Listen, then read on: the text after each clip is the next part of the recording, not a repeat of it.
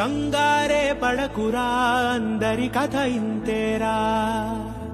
కష్టాలే ఎరుగని కథ అంటూ ఉండదురా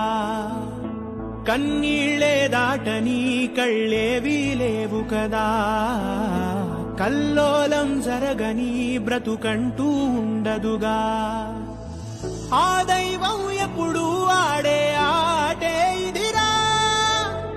ఏ పుస్తకము నేర్పించని పాఠం ఇదిరా నీతో నువ్వు యుద్ధం చేస్తూ సాగాలిరా